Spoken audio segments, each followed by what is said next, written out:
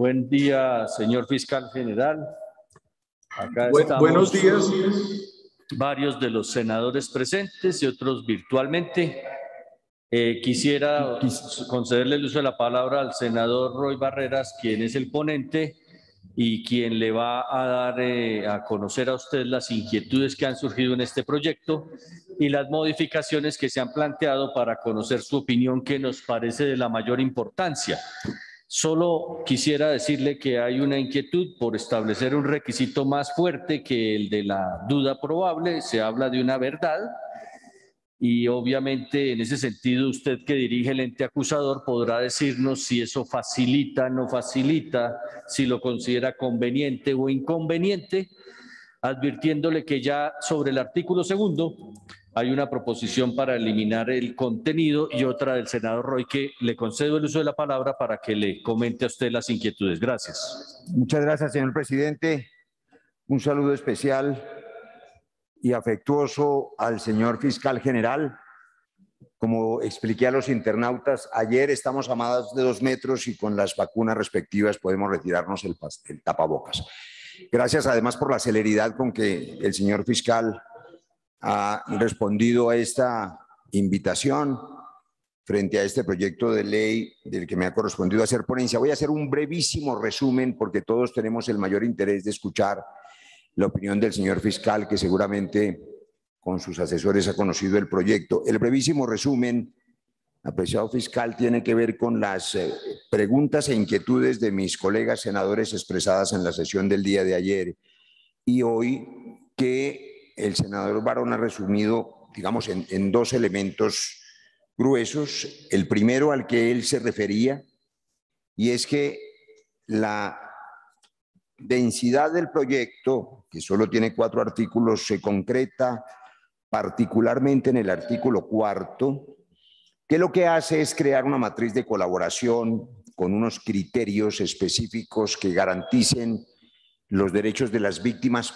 particularmente frente a unos grupos sociales, defensores de derechos humanos, defensores ambientales, líderes y lideresas sociales asesinados, reincorporados asesinados, dirigentes políticos asesinados o amenazados, en virtud de el esclarecimiento que aquí ya se informó, ha hecho la Fiscalía en más del 52% de los casos en el grupo poblacional de los líderes sociales, pero que sin embargo significa que para la otra mitad y para buena parte de quienes han sido ya capturados por la comisión material del asesinato, no siempre los preacuerdos le permiten a la Fiscalía obtener la información suficiente para los elementos de la matriz de colaboración que aquí se quieren especificar en el camino, señor fiscal, de no solo ofrecerle a las víctimas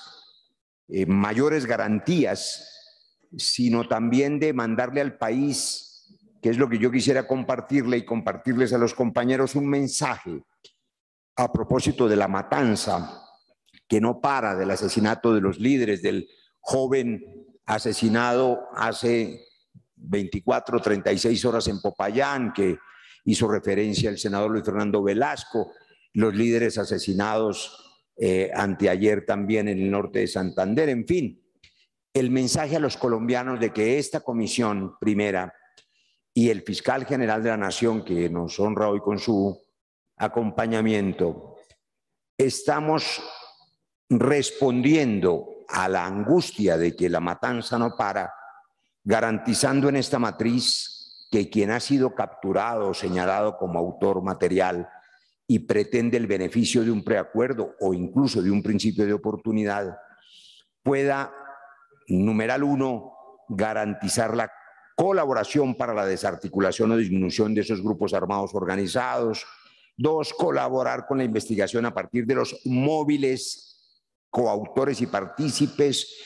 3, colaborar en la prevención de futuras conductas delictivas. 4, la delación de copartícipes o coautores. 5, la identificación de las fuentes de financiación. 6, la identificación de servidores públicos que eventualmente hayan participado en la comisión de esos crímenes, para garantizar que quien está al frente de la petición del principio de oportunidad o de ese preacuerdo para obtener ese beneficio, verdaderamente le aporte a la Fiscalía General de la Nación estos elementos, el artículo 3º del proyecto se expresa claramente garantizando los derechos de las víctimas y garantizando el derecho a la víctima como interviniente. Este artículo ha sido en buena hora modificado por el senador Pacheco, haciendo en su proposición ya avalada por este ponente una exclusión de los términos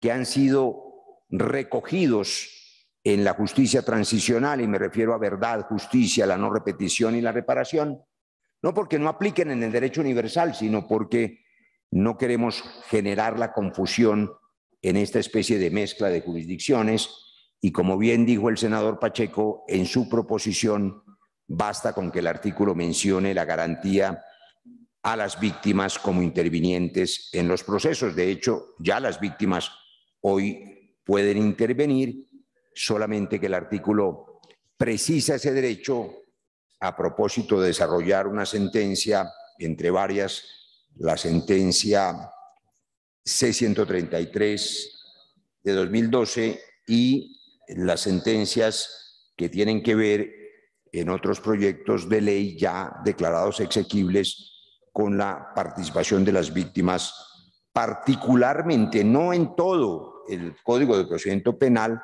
sino particularmente en este tipo de procedimiento que garantiza una especial oferta al delincuente, que es el preacuerdo o el principio de oportunidad. En ese camino, para terminarle el brevísimo resumen a la comisión y al señor fiscal, las inquietudes se surten, la primera de ellas, porque hoy la ley determina que ese principio de acuerdo, principio de oportunidad o preacuerdo, implica, senador Pinto, un mínimo de prueba. El texto que estamos trayendo a la comisión lo expresa de otra manera, que exista probabilidad de verdad. Ayer la senadora Cabal y la senadora Paloma Valencia, también el senador Santiago Valencia, todos ellos representantes del Partido Centro Democrático en el gobierno, afirmaron su preocupación porque suponían que se elevaba demasiado el estándar de colaboración al exigir la verdad, y que si la verdad ya existía y ya había elementos para la condena, pues ¿para qué el principio de oportunidad? Allí está el error y la explicación que ofrezco. El texto claramente habla de la probabilidad de verdad, y atendiendo la preocupación del senador Barón ayer, he radicado hoy una proposición que lo hace aún más preciso, hablando de la mínima probabilidad de verdad. Pero esa mínima probabilidad de verdad en el texto que estamos trayendo está condicionada no a una valoración subjetiva, como se dijo ayer, de manera exclusiva, sino a elementos probatorios, evidencias físicas, información legalmente obtenida, de que el delito existió y de que el imputado puede haber sido partícipe o coautor. Está expreso en el articulado, de manera que no es cierto que la exigencia de verdad absoluta eche por tierra este instrumento tan valioso que es el principio de oportunidad. Al contrario, cuando, y ahí viene la segunda inquietud, yo no voy a ahondar en otras inquietudes menores por respeto al tiempo del fiscal y porque sé que los colegas tienen otras preguntas por hacerle, pero la segunda inquietud tenía que ver con si este proyecto terminaba por hacer una, llamémosla, exagerada participación de las víctimas, que echaba por tierra el preacuerdo porque se volvía una negociación de tres. Decía ayer alguno de los senadores del Centro Democrático, no es cierto, el proyecto no plantea ninguna negociación de tres. Es la Fiscalía General de la Nación, sus fiscales, quien plantea la posibilidad de un principio de oportunidad, y es un juez el que la determina. Ya las víctimas hoy en la legislación actual tienen esa posibilidad. Lo que ocurre es exactamente lo contrario. De acuerdo a la sentencia que mencioné del año 2007, las víctimas tienen la facultad de impugnar la decisión del principio de oportunidad. De manera que con este proyecto, al permitir que se garantice que la víctima sea escuchada, no está participando en ninguna negociación por la Fiscalía, seguramente se eviten esas impugnaciones y se hace más ágil el procedimiento, pero finalmente el principio de oportunidad, su presentación depende del criterio de la Fiscalía General de la Nación. Así que lo que estamos haciendo es simplemente, y no es simple porque es sencillo, pero es fundamental.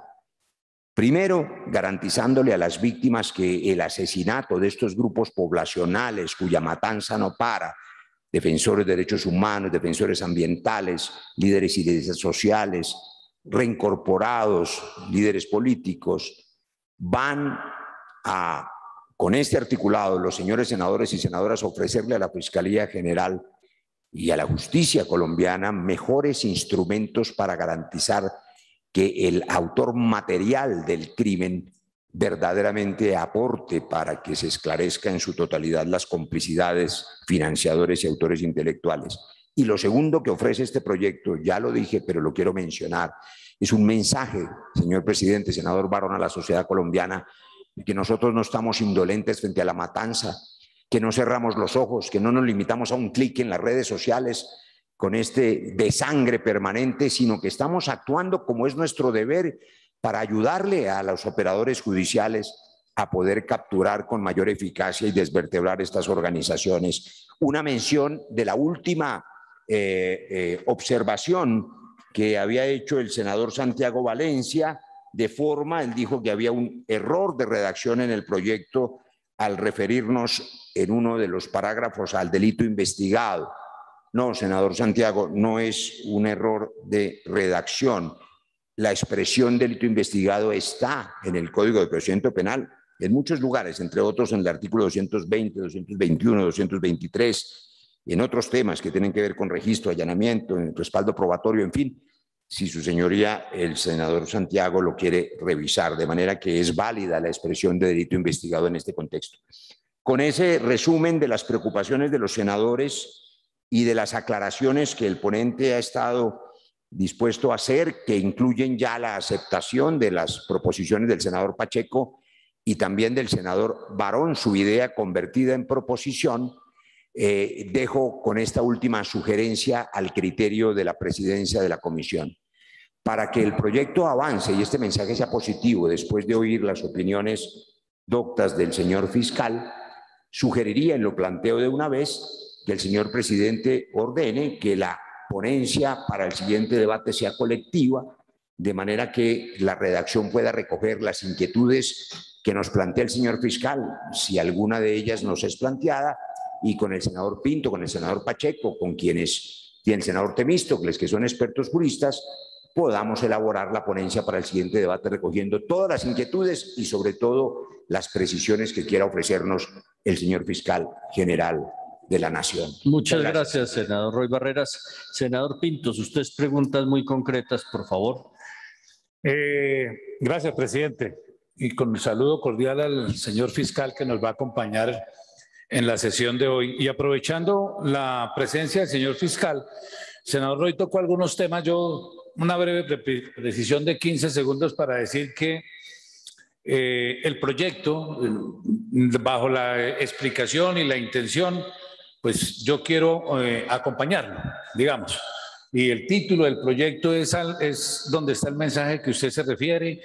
En ese tema, obviamente que tenemos que trabajar en la protección, no solamente de los defensores de derechos humanos, sino en la protección de todos los colombianos. Al final de cuentas, en este país lo matan a uno por pensar diferente. No solamente son a quienes ejercen esa actividad, sino a todo el mundo. En ese tema nos identificamos. Yo no voy a hablar, usted ya hizo una explicación de las cifras, que son las cifras que se han dado en los últimos años y yo dije en las últimas décadas. Pero yo quiero preguntarle al señor fiscal, específicamente como miembro de la Comisión de Política Criminal, como se lo hice ayer finalizando la sesión al senador Luis Fernando Velasco, que es miembro de esta comisión en representación de la Comisión Primera del Senado, porque yo supongo que este fue un tema que fue debatido en la comisión toda vez que toca órdenes, temas de fondo procedimental. A partir de las intervenciones que hicieron ayer algunos senadores, varios colegios de abogados penalistas o asociaciones han mandado unos textos que con bastante preocupación, y por supuesto yo les dije que iba a buscar ahora el informe de la Comisión de Política Criminal, pero ya que está el señor fiscal lo pueda responder a algunas inquietudes. Uno, tres en particular desde el punto del texto. No entienden por qué en el artículo segundo, cuando se fija el estándar de prueba para que proceda el principio de oportunidad y los preacuerdos, se establece para todas las conductas y no solo para las que están descritas en el proyecto. Es decir, ¿cuál es la razón por la cual el tema de la modificación es para todas el tipo de conductas? Porque a juicio de muchos de ellos consideran que se va a volver en la práctica inaplicable esos principios de oportunidad o preacuerdos cuando la Fiscalía solo tenga pruebas para satisfacer, como lo dicen ellos, el estándar de imputación. Y es la preocupación que tienen, digamos, los abogados, en que en los temas de los preacuerdos y de los principios de oportunidad en la práctica se van a volver inoperantes al hacer mucho más exigible el tema de la prueba, por un lado, que usted lo tocó, senador Roy, y por otro lado, el hecho de que también se haga para todos los delitos y no solamente los que describe en esta parte.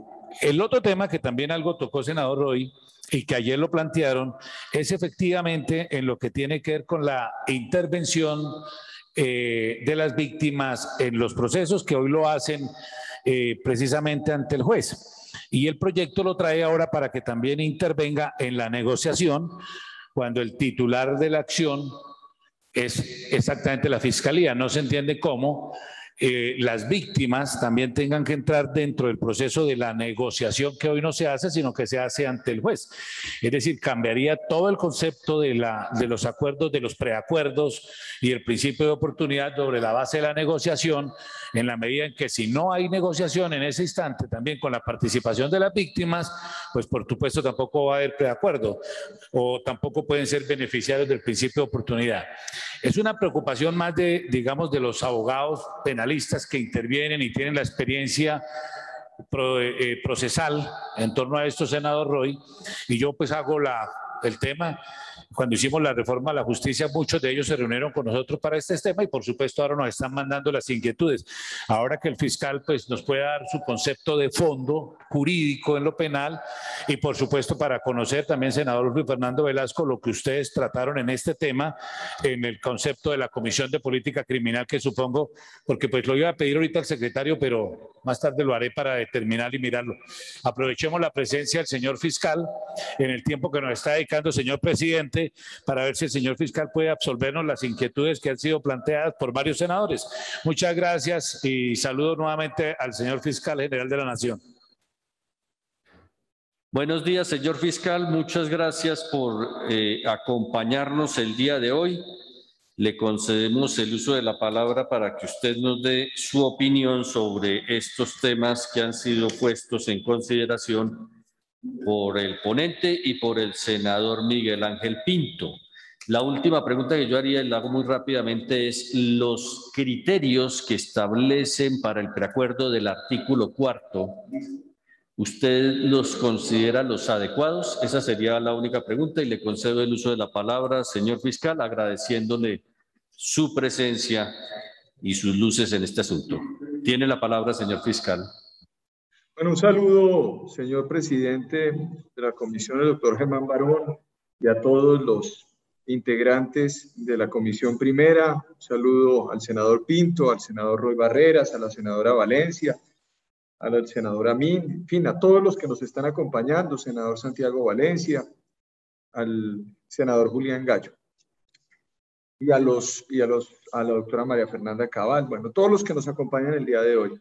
Aquí un saludo también justamente desde la labor territorial que hacemos en la Fiscalía General de la Nación. Hoy estamos en Santa Rosa de Viterbo, en Boyacá, haciendo un trabajo justamente de esclarecimiento en una ruta de esclarecimiento que tenemos en todos los lugares del territorio nacional, con volcada la Fiscalía hacia la idea de resolver problemas de violencia en los territorios y de esclarecimiento y trabajo conjunto de todas las entidades del Estado.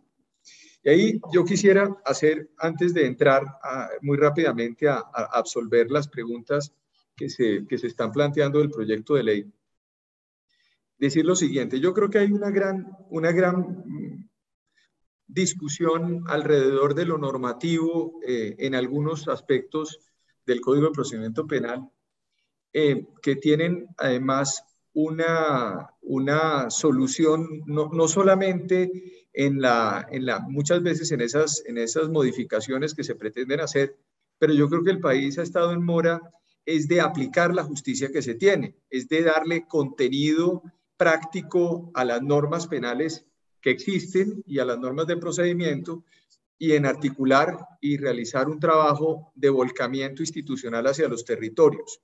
Muchas veces hay grandes debates con los cuales se pretende resolver el problema penal desde el punto de vista de lo abstracto, pero no tenemos en consideración que todo esto depende de una gerencia judicial mucho más adecuada que nos dé resultados concretos en casos como los que hoy traemos a colación también en torno a las modificaciones que se quieran hacer a los estándares probatorios para la aprobación de principios de oportunidad o unas especificidades en torno al principio de oportunidad o a los preacuerdos sobre casos de personas defensoras de derechos humanos particularmente.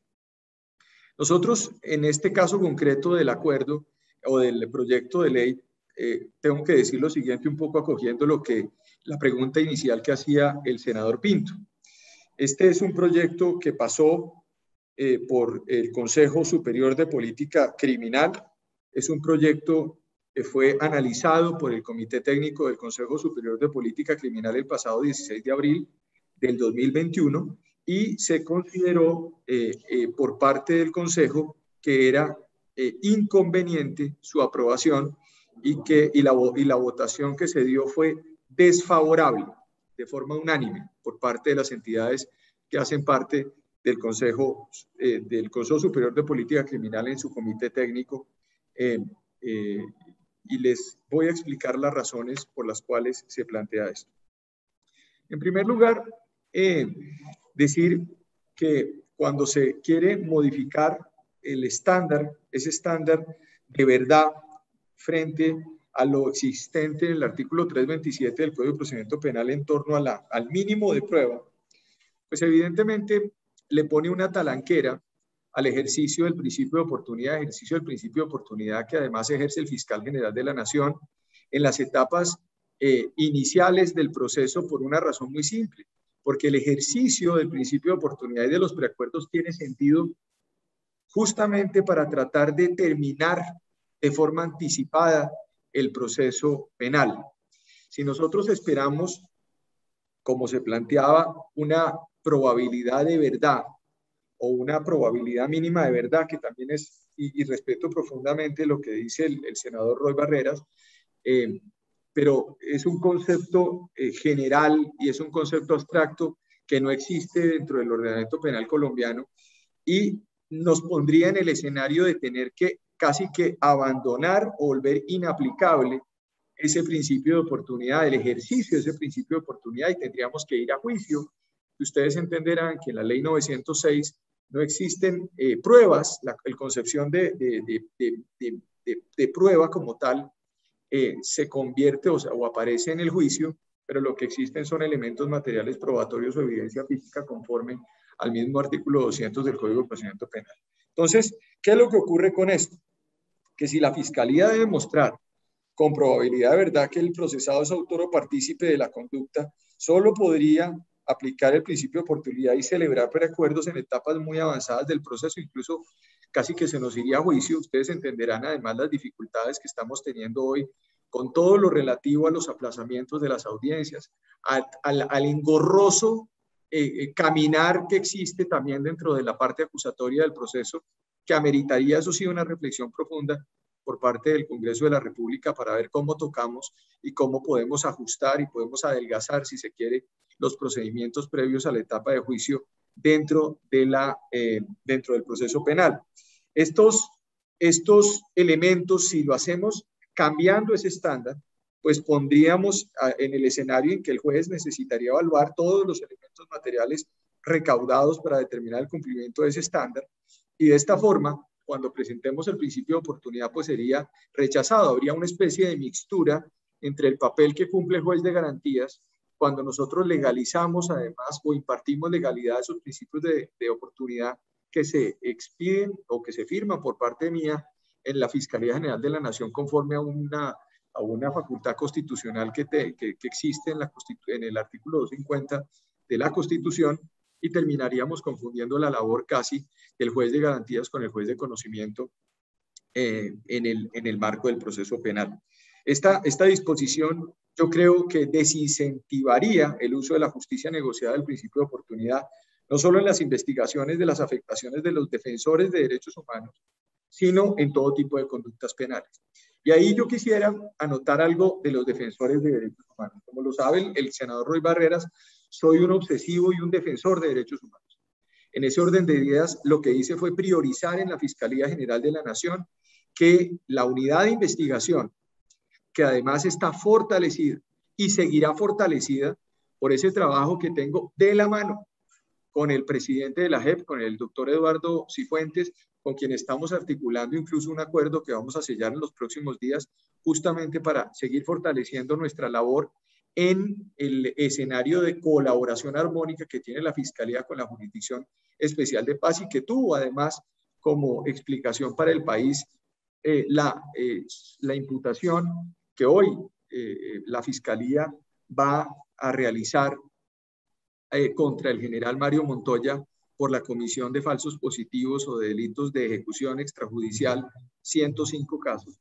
Nosotros estamos de la mano con una estructura de trabajo de priorización que es gerencia judicial y que no es un tema atado solamente a un aspecto normativo, sino gerencia judicial, para poder avanzar rápidamente todas esas investigaciones que tienen que ver con defensores de derechos humanos y reincorporados. En ese punto, decir, por ejemplo, que esta Fiscalía recibió en esclarecimiento de reincorporados el 40%, y hoy tenemos el 52%, 53% de esclarecimiento, sobre la base de que sabemos que el 68% de esos delitos fueron cometidos por organizaciones criminales claramente delimitadas en nuestras investigaciones y en la inteligencia judicial que se deriva de la información de los procesos que están en este momento concentrados en la Fiscalía General de la Nación.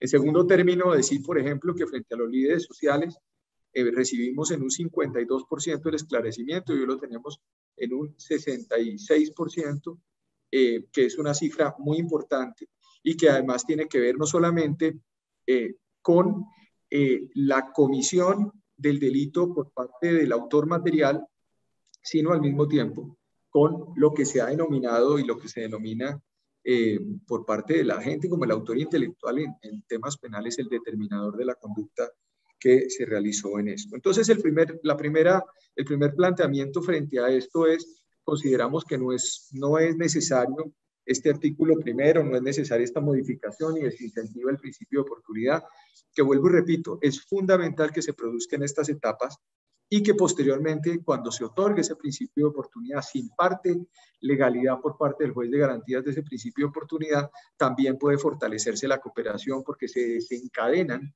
todos los elementos propios que tiene el principio de oportunidad y que voy a complementar con las siguientes dos explicaciones que tiene el proyecto.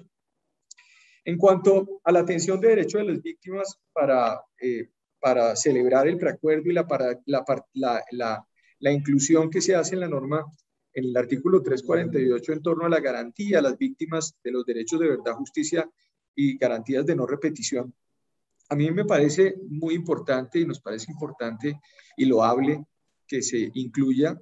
Sin embargo, la normativa es innecesaria, y es innecesaria por varias razones. En primer lugar, porque propiciar la reparación integral de perjuicios ocasionados con el delito consagrado en el artículo 348 de la Ley 906 del 2004, ya está incluido el derecho de cualquier víctima de poder participar y de garantizar la participación de las víctimas en ese estadio de la audiencia en donde se imparte legalidad al principio de oportunidad. Y sobre esto es importante, y a los mismos preacuerdos, cuando yo firmo un principio de oportunidad, en la parte final de los principios, inmediatamente se convoca a las víctimas, a los afectados, para que se pronuncien sobre ese principio de oportunidad en la respectiva audiencia. En ese sentido, la Corte Constitucional, en sentencia C-516 de 2007, determinó en su artículo 3, determinó que el artículo 348, en una sentencia condicionada de esa disposición, se determinó que la víctima podrá intervenir en la celebración de acuerdos y preacuerdos entre la Fiscalía y el imputado acusado, para lo cual deberá ser oída e informada de su celebración por el fiscal y el juez encargado de aprobar el proceso. Existe entonces una disposición constitucional que hace parte del entramado interpretativo hermenéutico del artículo 348 del Código de Procedimiento Penal, en donde se establece con claridad que los derechos de las víctimas y los derechos, en este caso, de verdad, justicia, de reparación y garantías de no repetición se garantizan. Creo que ese es el gran enlace que ha existido entre lo que denominábamos derecho cuerpo duro del derecho internacional de los derechos humanos, del derechos fundamentales constitucionales, del derecho transicional, del derecho penal, en donde estamos concluyendo. Eso yo creo que es fundamental porque nos permite hacer un trabajo conjunto. Me parece que es una disposición loable, lo es, pero es una disposición necesaria porque no nos permite tener, digamos, avanzar mayormente dentro de lo que nosotros hemos establecido en el sistema penal colombiano. Ahora bien, en el último punto, respecto a los elementos además de por sí bastante numerosos para limitar o regular el principio de oportunidad en una cantidad de aspectos que van definiendo cuáles son los condicionamientos para el otorgamiento de beneficios, en este caso puntual, principios de oportunidad o preacuerdos, debe decirse lo siguiente. En primer lugar, el artículo 324 de la Ley 906 del 2004 del Código de Procedimiento Penal establece que la Fiscalía puede aplicar el principio de oportunidad, comillas, cuando el imputado o acusado hasta antes de iniciar la audiencia de juzgamiento colabore eficazmente para evitar que el delito continúe ejecutándose o que se realicen otros, o cuando se suministre información eficaz para la desarticulación de bandas de delincuencia organizada. Todos los principios de oportunidad tienen un componente esencial en el marco de la negociación. Es qué se va a lograr y cómo se van a acoger esos principios consagrados en la disposición penal, que son generales, por supuesto. Son generales y le permiten un margen de discrecionalidad también al fiscal para poder llegar, en la teoría del caso, a determinar cuál va a ser el camino lógico, interpretativo que va a utilizar el principio de oportunidad. Pero quiero además decirle una cosa aquí al senador Roy para que no, porque yo entiendo la preocupación que se está haciendo, se está dando en torno a es insuficiente eso y es necesario ajustar, que sea real esa colaboración y que no se constituya en una gran talanquera o en una gran demora para no lograr la justicia de las víctimas. En este caso hemos incluido dentro de las multiplicidad de principios de oportunidad que yo he firmado en el último año y medio, se ha incluido un elemento central, y es que para la concesión o la aplicación del principio de oportunidad se obtenga sentencia condenatoria contra las personas que están colaborando. Y esto es muy importante porque entonces evita que el principio de oportunidad se pueda utilizar de otra manera para buscar dilatar la justicia. Y ahí sí cabe una reflexión normativa que yo creo que es muy importante también ponerla en consideración y probablemente reflexionar un poco más a profundidad, sentados en una comisión técnica en la Fiscalía, con la participación de ustedes o con todo gusto podemos crearla, para efecto de poder ya mirar a profundidad todos estos aspectos del sistema penal colombiano que podríamos modificar en una reforma necesaria en nuestro sistema penal. Por ejemplo, el número de prórrogas que se pueden dar de los principios de oportunidad. Yo he sentido con mucha preocupación que en el país no hay ninguna limitación y entonces se tienen personas o testigos desde el año 2010, 2009, prorrogando permanentemente y anualmente principios de oportunidad, y esos principios de oportunidad se prorrogan porque falta un testimonio y evidentemente pasa el tiempo y se pueden generar prescripciones o vencimiento de términos.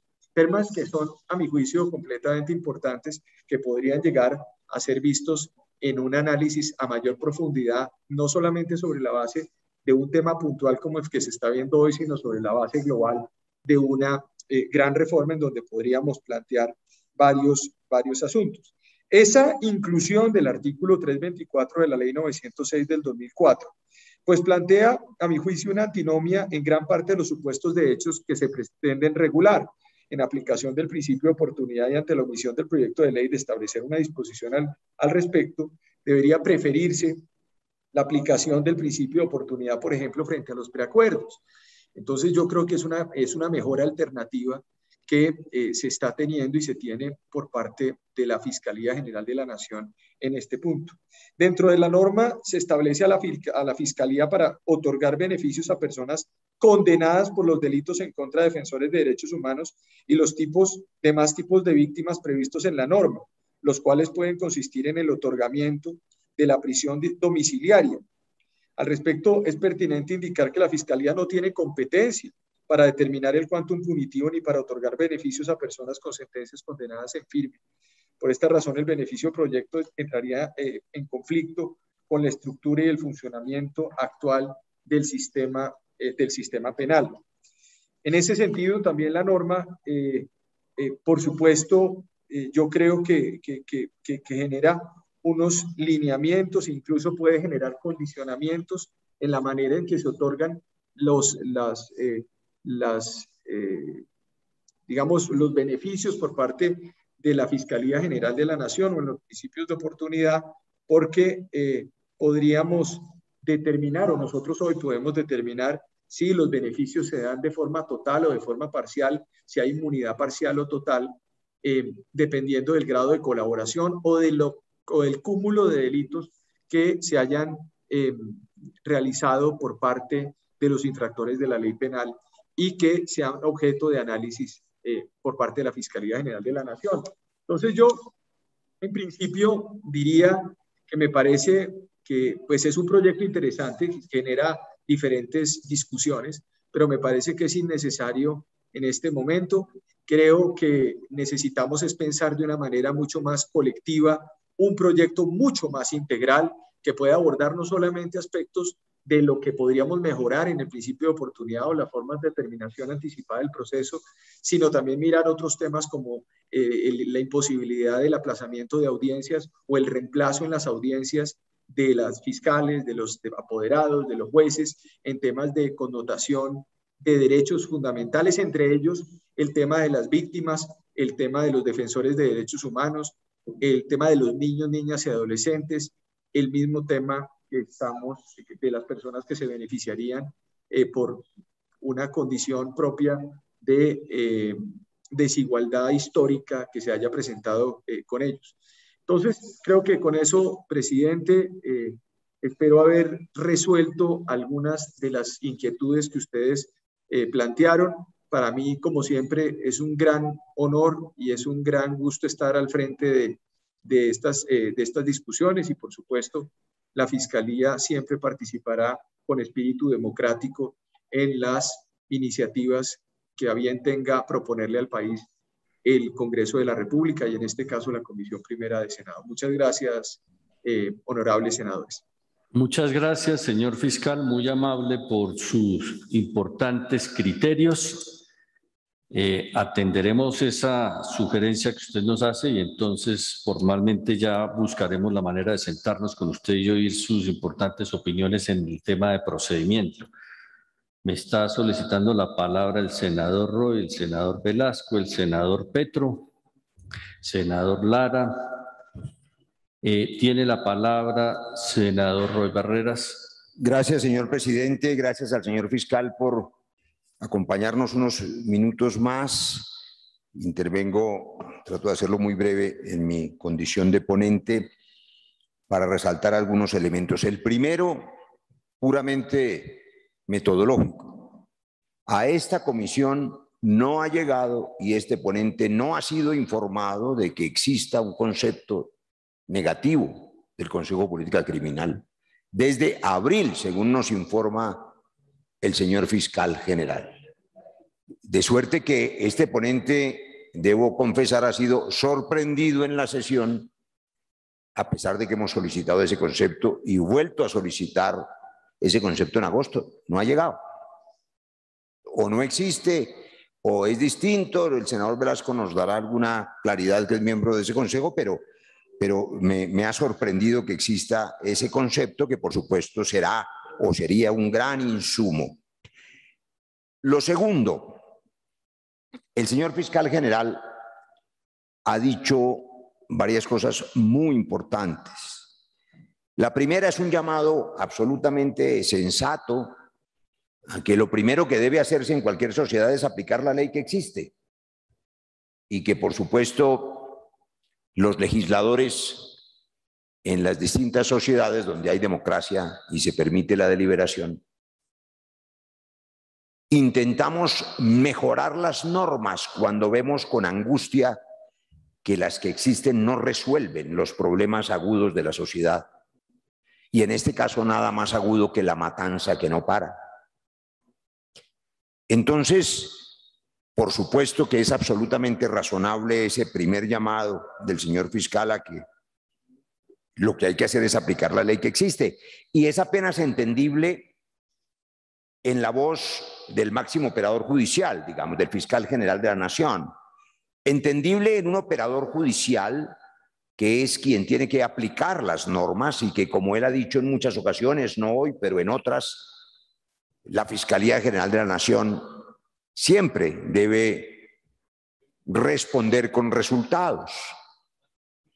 Y de hecho está hoy, y se lo agradecemos, lo agradezco como colombiano, en el territorio. Esa imagen es importante, no es menor. Está en Santa Rosa de Viterbo, personalmente esclareciendo algunos de los crímenes. No hay ninguna duda de que ese es el escenario, ese es el deber ser de la Fiscalía General, aplicar la ley que existe. Pero los señores senadores y senadoras, apreciado fiscal, tenemos otro deber ser adicional que no es incompatible, al contrario, indispensable. Porque estamos frente a la voz institucional y sobre eso quiero ahora llamar la atención. La importancia de preservar la voz institucional en el marco de la legitimidad en un país como el nuestro, donde por razones que no vienen hoy al caso, porque no son pertinentes para el objeto de este proyecto, pero que sabemos que hacen parte de nuestra realidad macropolítica, las instituciones se han venido deslegitimando, deteriorando a ojos de los ciudadanos. Y por tanto, la voz institucional hay que preservarla. Y nosotros, los legisladores colombianos elegidos popularmente, tenemos la obligación de escuchar la voz de la gente, la voz de la calle. Y en este caso particularmente, la voz de múltiples asociaciones defensoras de derechos humanos, múltiples víctimas, que son las voces que yo más escucho en la última década, las busco, las escucho, las consulto, les pregunto, la voz de quienes han sido víctimas del asesinato de sus seres queridos, la voz de quienes están huyendo o tienen miedo de ser asesinados, de los líderes sociales, de las lideresas, la voz de quienes alertan de que pueden morir y luego mueren cayendo en las balas como Esteban, el estudiante del Cauca. Y entonces el Congreso colombiano y ustedes, senadores y senadoras, tienen y tenemos la responsabilidad de articular la voz de la gente, que es la voz de la democracia, que es la voz del constituyente primario, con la voz institucional. Afortunadamente, en el caso de esta Comisión Primera y de la Fiscalía General de la Nación, existe este escenario, que es un escenario magnífico, precisamente para articular esas dos voces, para que el pueblo representado que somos nosotros pueda decir a la voz institucional que hoy nos acompaña, que es el fiscal general: tenemos angustia, tenemos miedo, nos están matando y las normas que hoy existen no están siendo suficientes. Y la voz institucional nos está diciendo, como acabamos de escuchar, hay unas normas que son suficientes y probablemente algunos de los textos que lo ha mencionado el señor fiscal con ese adjetivo de un proyecto noble, interesante y bien intencionado, pueden significar, a juicio de la voz institucional calificada, una palanquera, lo mencionó él, o una dificultad en la aplicación de un muy poderoso instrumento de esclarecimiento que debe ser el principio de oportunidad. ¿Cómo articular eso? ¿Cómo evitar que la voz institucional parezca contradecir a la voz de la gente, a la voz de quienes, defensores de derechos humanos, quieren más protección? Y yo entiendo la dificultad de la voz institucional, porque está en un mundo muy difícil, en medio de mares procelosos. Uno podría, senador Luis Fernando Velasco, senador Lara, examinar cualquiera de las decisiones del fiscal general de la Nación y de la Fiscalía, cualquiera. Y cualquiera de esas decisiones termina por generar debates enormes. Por ejemplo, él mencionó una, por eso la menciono, porque por respeto a los asuntos procesales no nos corresponde opinar sobre esas causas, pero mencionó la decisión sobre el general Mario Montoya, el señor fiscal. A mi juicio, en mi consideración personal, una decisión valiente, porque por supuesto no es fácil atreverse a indagar, cuestionar, imputar por semejantes delitos a quien ha ostentado semejante poder con semejante respaldo. Y eso genera unas reacciones enormes de los sectores que han venido durante años negando el paramilitarismo. Pero también cualquier decisión en sentido contrario seguramente genera presiones desde las otras orillas ideológicas. Lo que no puede ocurrir es que en este proyecto, en el que estamos todos de acuerdo, también el señor fiscal general, en que la prioridad absoluta, su obsesión, ha dicho él, es la protección de los derechos humanos, solo por no poder ponernos de acuerdo, transmitiéramos el mensaje de que esa voz de la gente que sufre y de las víctimas no está siendo escuchada o simplemente se archiva. Afortunadamente, encuentro, señor presidente, y hago de una vez esta propuesta, que en consideración a su claridad para conducir el trámite de los proyectos, recojamos una de las cosas que dijo el señor fiscal, que me parece que abre un camino. Y es que él dice, poniendo como ejemplo, que en el ejercicio de la Fiscalía General, por decisión interna propia, profesional, técnica, en la aplicación de los principios de oportunidad, el fiscal general ha exigido que se obtenga sentencia condenatoria.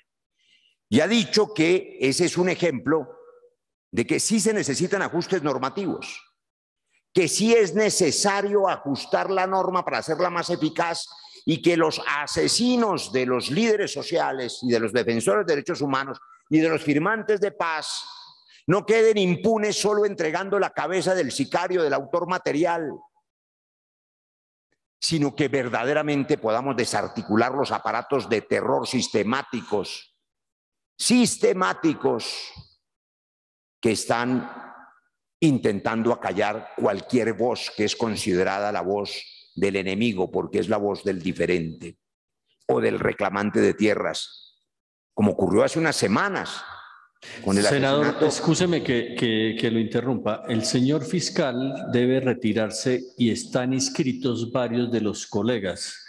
Obviamente continúe con el uso de la palabra, pero le ruego el favor de sintetizar para ver si los demás colegas también pueden dirigirse al señor fiscal. Gracias. Continúe. Muchas gracias, señor presidente. Trataré de resumir en un par de minutos un tema, por supuesto, del que están pendientes miles de víctimas y centenares de personas que están siendo asesinadas, y las familiares de la Comisión de Restitución de Tierras que fue asesinada hace apenas unas semanas, porque están matando a las personas. Mi interés es que le transmitamos a los colombianos que hay, porque sé que lo hay, el interés común de ofrecerle a esas víctimas y a las que pueden volver a ser víctimas, ser asesinadas mañana, pasado mañana, un instrumento más eficaz y más perfeccionado, incluyendo, por ejemplo, lo que ha aportado el señor fiscal a propósito de la exigencia de que se obtenga una sentencia condenatoria. Ha dicho el señor fiscal que le parece que bien podríamos trabajar como suele hacerse, y esa es mi propuesta, en un comité técnico con la Fiscalía, y ya me había anticipado con un grupo plural de ponentes los ajustes necesarios, pero no tengo ninguna duda de que es indispensable hacer ajustes para garantizar la eficacia de los preacuerdos y del principio de oportunidad. Mucho se ha abusado en el pasado de los preacuerdos y de los principios de oportunidad, y con ellos se ha escondido la autoría intelectual de múltiples crímenes. Creo que esa comisión técnica, ojalá dedicada exclusivamente a este asunto que hoy nos trae, que es la garantía para las víctimas, pueda trabajar y traer un informe a la comisión para que luego continúe el trámite del proyecto, pero no puedo dejar de mencionar algo. El señor fiscal ha mencionado otros asuntos que discutimos. Recién se posesionó, creo que esta comisión fue invitada toda por iniciativa de él, a temas muy importantes. Yo recuerdo dos: la inamovilidad que tienen muchos de los funcionarios de la Fiscalía enquistados, fosilizados en la estructura, y el fiscal general, cualquiera que él sea, ni siquiera puede destituirlos ni trasladarlos, a pesar de que muchos de ellos tienen condenas de primera instancia y siguen ejerciendo la justicia. Hay una inmovilidad que le impide la segunda cosa que yo quiero recordar hoy, porque no la he vuelto a escuchar, que era la necesidad de una reforma estructural para tener fiscales itinerantes. Yo le escuché eso en su momento al fiscal Barbosa. Nosotros, como legisladores, le propusimos hace ya 2 años o año y medio, recién empezó esta gestión, una reforma al Código de Procedimiento Penal más a fondo, que eliminaba algunas de las audiencias innecesarias, que transmitía ajustes a la audiencia de imputación, entre otras. Vino la pandemia, vinieron las angustias de los decretos de emergencia y todo lo que sabemos. En un minuto termino, señor presidente. Y por supuesto, esas iniciativas legislativas se quedaron en el tintero, pero voluntad de este legislador ha habido desde el primer día para hacer las reformas necesarias, y esa voluntad hoy se convierte en ruego de las víctimas para que no le demos un entierro de tercera a un justo reclamo de quienes sufren, y convirtamos este proyecto en el siguiente paso en una comisión técnica con participación del señor fiscal, que así lo ha ofrecido, y los ponentes colectivos que determine el señor presidente, para recoger todas las inquietudes y volver a traer a esta comisión cuando aparezca el informe del Consejo de Política Criminal, con el que se me ha sorprendido el día de hoy, y podamos con todos esos elementos de juicio traer una ponencia que sea pertinente y que responda a la angustia de las víctimas. Con lo que, señor presidente, en estos minutos también espero poder ayudarle a la comisión y a su señoría y al señor fiscal a ahorrar tiempo, porque si vamos a hacer una comisión técnica y plural, pues seguramente las inquietudes que todos tenemos podemos llevarlas a esa comisión para no prolongar un debate que resultaría inane si lo vamos a discutir técnicamente en otro momento. Gracias al señor fiscal, gracias, señor presidente. Tiene la palabra senador Luis Fernando Velasco. Se prepara el senador. Señor presidente, una moción de orden, por favor. Con mucho gusto, senador Pacheco. Recuerde, senador Barón, que antes de la intervención del fiscal general de la Nación, yo cedí el turno. Sí, señor, tiene toda la razón. Senador Luis Fernando, si me excusa, senador Eduardo Pacheco, tiene el uso de la palabra. No hay tiene ningún toda la problema. razón. Excusas. Muchas gracias, señor presidente. Las proposiciones presentadas van encaminadas a incluir lo excluido y a excluir lo innecesario. En cuanto a incluir lo necesario, tenemos que precisar que el texto omite, como bien lo sabe usted, senador Roy Barrera, un tema tan sensible en el país que tiene que ver con los defensores de los derechos humanos, perdón, de los defensores ambientalistas. Y de ese punto de vista, creo que fue acogida la proposición por cuanto adolece y se deja de lado, siendo que es interesante ver que en los últimos tiempos en Colombia, reseña del 19, 64 muertes, en el 2018, 24, en el recorrido de este último año, 44 muertes. Entonces creo que en buena hora pues se incluye esa proposición, dado que trasciende una necesidad social que debe estar consignada en el procedimiento.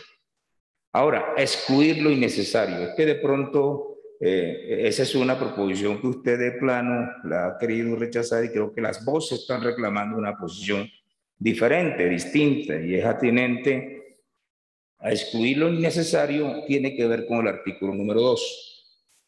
El artículo número 2, en cuanto a excluir lo innecesario, sería interesante hacer un pequeño parangón entre la norma que existe y la norma que se propone, porque es interesante ver que cada reforma debe ser trascendente, debe ser necesaria y debe cumplir una función social.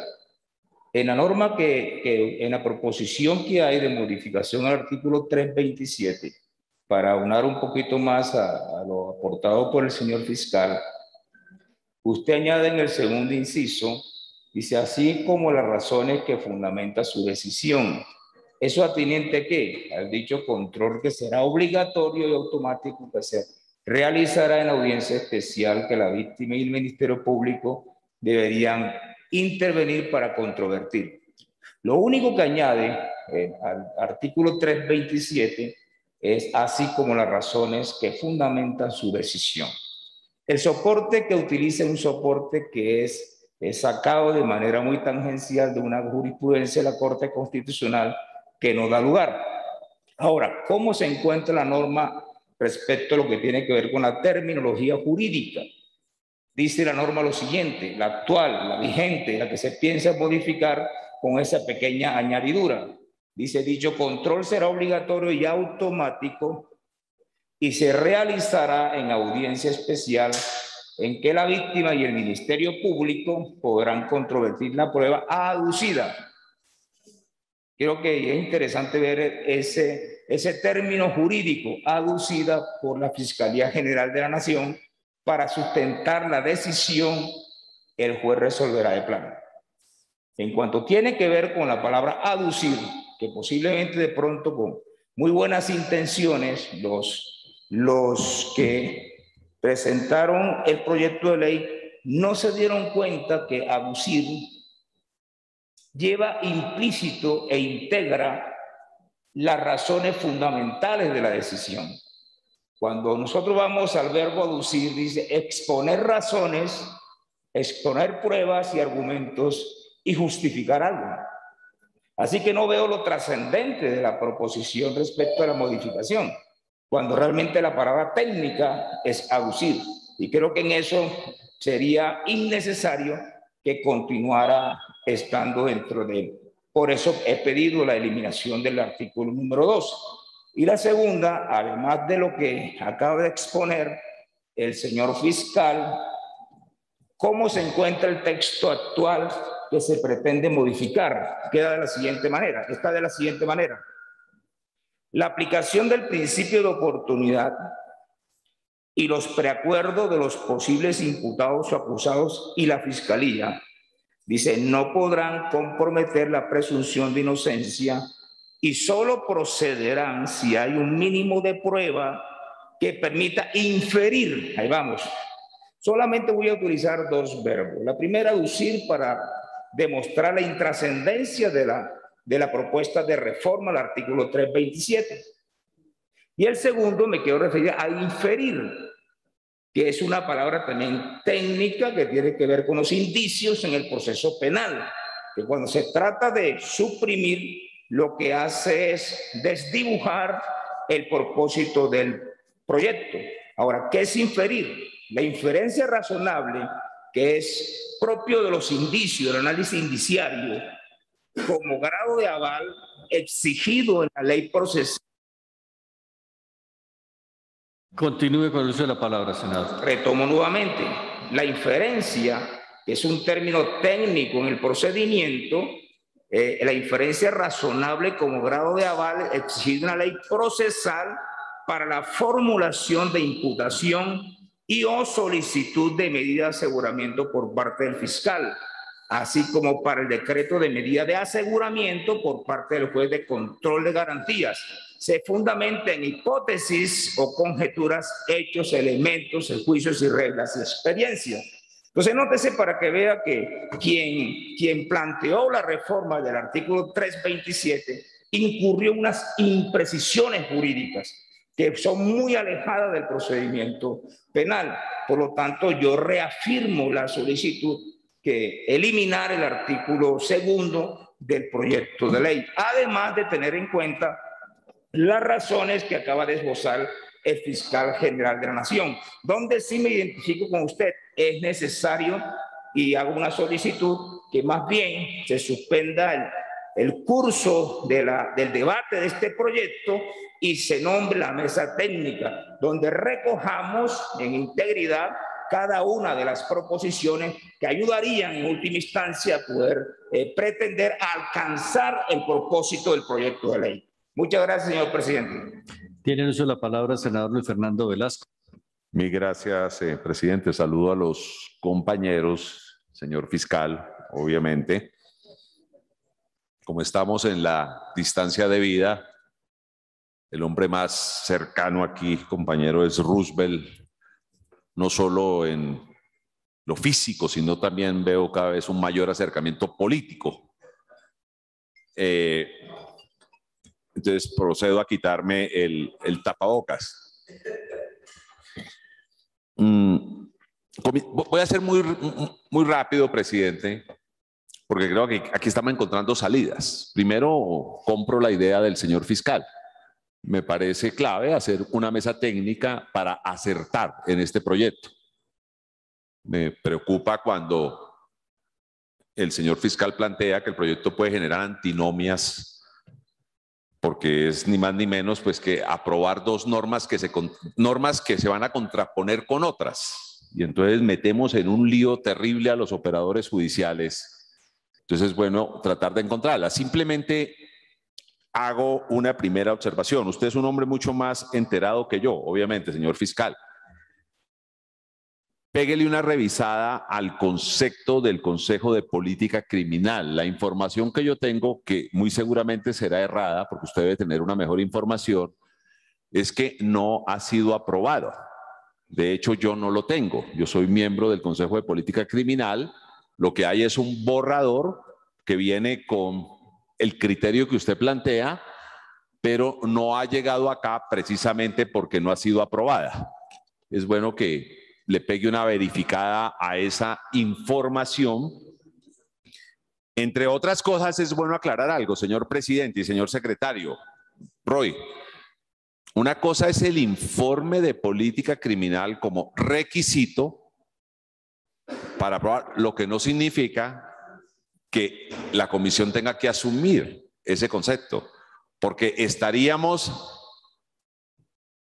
quitándole competencias constitucionales al Congreso. No, claro, es un informe muy importante. Algunas veces yo no he estado de acuerdo con el informe de política criminal, me derrotan varias veces y viene acá, y acá obviamente es un informe que tiene un peso específico muy grande, pero que el Congreso ve si lo acoge o no lo acoge.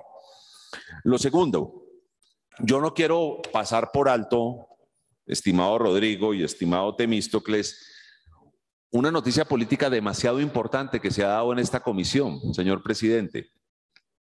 Mire, el señor expresidente Álvaro Uribe lanza una propuesta de una amnistía general buscando un acercamiento de todas las fuerzas políticas del país para encontrar un acuerdo que permita salir al país de muchas crisis.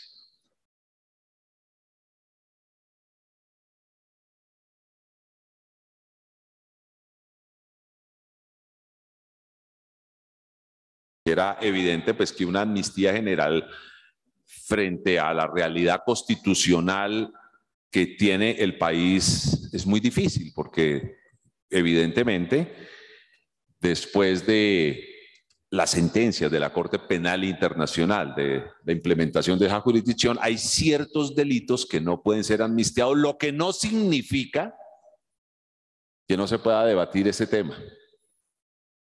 Claro, políticamente muchos diremos, cualquier tipo de tratamiento favorable tiene que estar acompañado por la verdad y la reparación para lograr la no repetición. Pero de todas maneras, presidente, que el líder de buena parte del país que se identifica con unas ideas de derecha, para hablarlo claramente, abra un espacio, significa que nosotros no podemos dar un portazo. Y creo que hay que abrir un debate. Hoy, un vocero muy destacado del Partido Comunes, que surge de los acuerdos aquí en esta comisión, dijo, hablemos. Y yo creo que tenemos que hablar. Yo sí creo que tenemos que hablar. Muy seguramente llegaremos, Roy, a la conclusión que la amnistía general en las condiciones constitucionales y políticas es difícil. Pero ahí ustedes construyeron algo muy interesante, que fue la Justicia Especial para la Paz. Allí hay una salida. Puede ser la construcción de algo parecido, si en un momento tenemos que hacer algo distinto. Lo que yo quiero decir, senador Pacheco, es que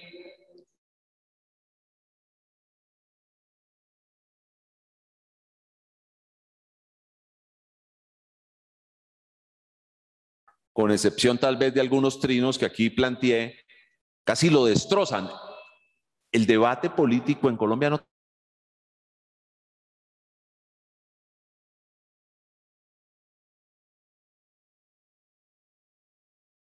Señor fiscal, que se debe retirar. Bueno, Bueno, cierro entonces con dos temas para el fiscal y vuelvo a este tema.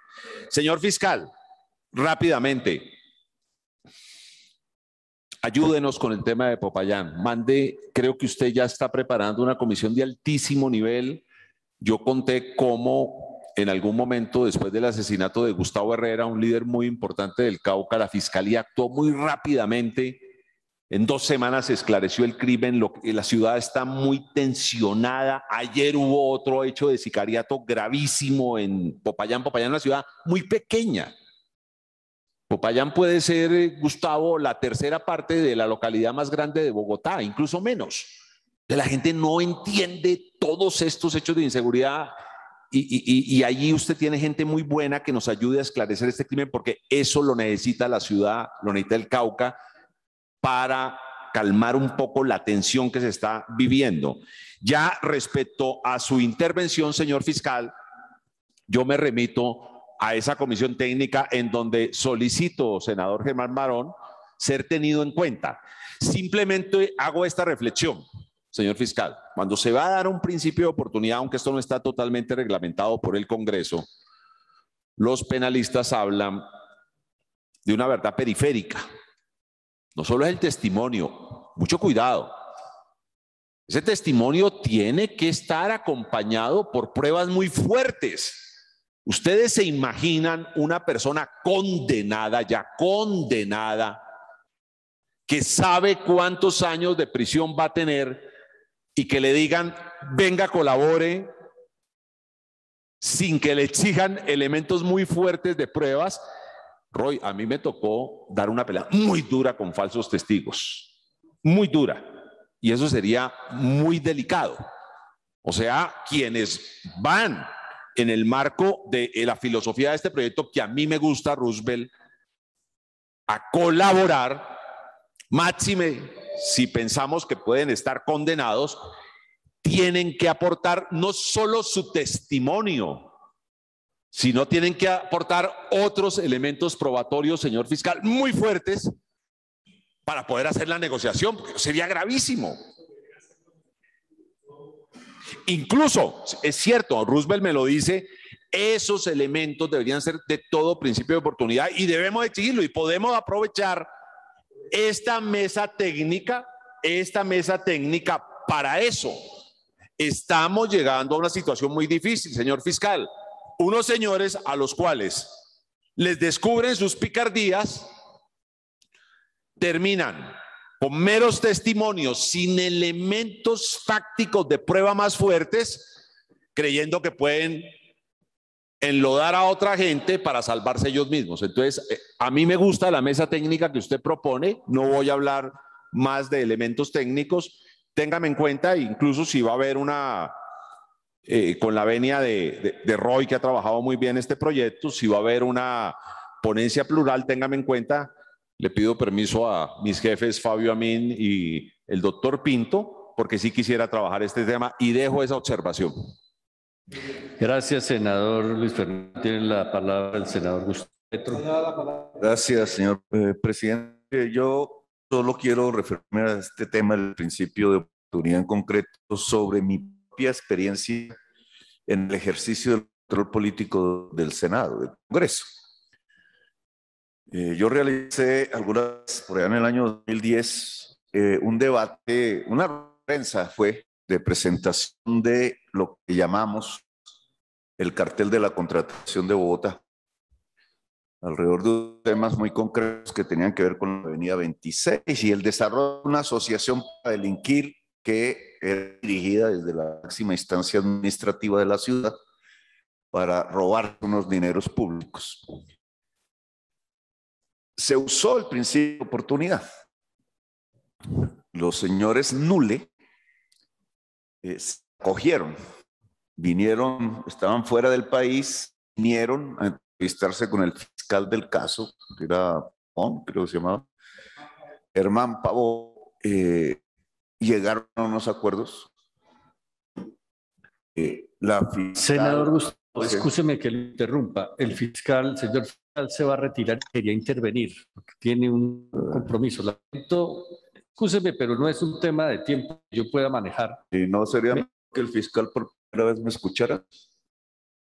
Con mucho gusto, pero le concedo la palabra al señor fiscal y le pediría el favor que lo oyera usted que continúa. Con todo el respeto, presidente, usted me está quitando la palabra. Estoy permitiendo que el señor fiscal pueda intervenir y con mucho gusto continúa con el uso de la palabra, solicitándole al señor fiscal que oiga su intervención. Si quiere que el senador Petro se pronuncie, yo con mucho gusto lo escucho y al final... Perfecto, señor fiscal, muy amable. Tiene la palabra el senador Gustavo Petro. Resultó más decente el señor fiscal, fíjese. Hay una cosa que la independencia de poderes, señor presidente, y el poder legislativo debe respetarse. Continúo con mi exposición. Se usó el principio de oportunidad. Los señores Nule llegaron, hicieron algún tipo de negociación con el fiscal del caso, se comprometieron a decir toda la verdad y ahí en el entretanto cambió la administración de la fiscalía. Salió un señor Mendoza que estaba ahí interinamente, ya no recuerdo los hechos, y entró la fiscal de acuerdo pues a las normas internas, etcétera. La fiscal echó a Pavón, lo sacó e intervino, digamos, administrativamente el proceso. El principio de oportunidad se hizo trizas. La verdad quedó en veremos. ¿Y la verdad quedó en veremos por qué? porque los nules no se robaron la 26, con la prensa toda dijo. Hicieron otros delitos de carácter nacional, etcétera, e irregularidades en el tema de la 26, pero no se robaron el dinero. Quien se robó el dinero de la 26 se llama Andrés Jaramillo, gerente de otra empresa que se llamaba Conalví, que es la que reemplazó al Grupo Nule. Precisamente entre la cesión del contrato, que así se llama jurídicamente, la administración distrital buscó fue echar al Grupo Nule por incumplimientos y meter al grupo de Conalvías, dirigido por Andrés Jaramillo, muy amigo del presidente Uribe en ese entonces. El principio de oportunidad entonces, que es la materia que quiero dialogar, parió, se volvió trizas. Los fiscales subordinados en la nueva administración de la fiscalía le dijeron a varios miembros del Grupo Nule que no dijesen todo. Es decir, plantearon que se diera la acusación contra el funcionario del distrito, pero no toda la verdad que tenía que ver con la contratación nacional. El cartel de la contratación nacional que denuncié en ese año 2010, creo que en este mismo recinto. ¿Saben por qué? Porque es intento premeditado de la fiscalía por silenciar al Grupo Nule en una parte de la verdad, en un hecho de corrupción, porque el eje central del cartel nacional de la contratación era el Grupo Odebrecht. La fiscalía impidió que se hablara del tema Odebrecht, que estaba en ese mismo momento del año 2010 en la rueda de prensa que di, y lo dije públicamente, el Grupo Odebrecht es parte del cartel nacional de la contratación. Eso fue mes de julio de 2010, mi último hecho como senador de la República elegido. Y la prensa se silenció y la fiscalía no investigó, silenció a los Nule. Y ya sabemos qué pasó con Odebrecht. En el año 2010, Odebrecht era poderosa y estaba irrigando con sobornos el mundo político y el mundo de la prensa. Por eso el principio de oportunidad, y habría que investigar si también hubo irrigación hacia la fiscalía de dineros, el principio de oportunidad como instrumento para encontrar la verdad fue manipulado por la misma fiscalía, y me refiero a unos fiscales concretos, no a la institución, para que la versión del Grupo Nule no saliera como verdad judicial, se acallara, se acotara. Finalmente tampoco fueron beneficiados del principio de oportunidad y al contrario, asumieron casi toda la responsabilidad de la corrupción con impunidad del Grupo Odebrecht y de Andrés Jaramillo. Fiscal general, ¿dónde está Andrés Jaramillo hoy? El que se robó los dineros de la 26. Podría contestarnos, ¿dónde está Andrés Jaramillo hoy? Condenado, creo, y procesado por la tercera fase de la Ruta del Sol, donde también hubo corrupción. ¿Dónde está? Podemos decir dónde están los Nule, pero ¿dónde está Andrés Jaramillo? Hasta donde tengo entendido, Andrés Jaramillo no está en el país. Lo dejaron ir. En uno le prescribieron los términos, en el otro no hubo captura, el hombre se fue y se robó los dineros de la 26. Y ahí terminó un principio de oportunidad frustrado. La misma institución manipuló la posibilidad de encontrar la verdad sobre uno de los hechos más corruptos de Colombia, que a la postre se vino a descubrir, pero ya por una confesión en la justicia de Estados Unidos y años después, usando el poder extorsionador del funcionario público sobre el acusado. El acusado es débil, depende su libertad o muchos años de prisión de lo que decida el funcionario público, tanto en su forma de fiscal como en su forma de juez. Y entonces, supeditado a esa extorsión, genera una versión acomodada a la institución y a lo que políticamente quiere la institución. La fiscalía de ese entonces quiso proteger el gobierno de Uribe y por eso acortó la verdad y la confesión de los Nule y dejó en la impunidad el robo de la 26, y por eso su actor hoy está fuera del país, hay impunidad. Ese es un ejemplo. El otro ejemplo lo podríamos ver hoy. Fiscal, el general Montoya.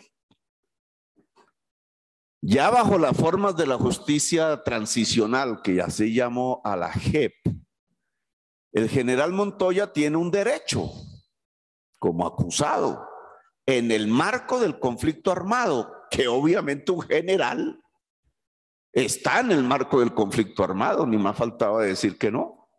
Él tiene un derecho que le configuró la ley.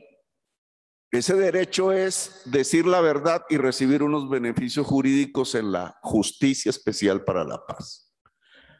Si el general Montoya quisiera decir la verdad, habría una alta probabilidad que sus superiores, y él era la máxima, creo, no me acuerdo ya bien, sus superiores quedaran vinculados a un tema dantesco, el peor crimen de lesa humanidad, el peor crimen contra la humanidad cometido en el hemisferio occidental en este siglo.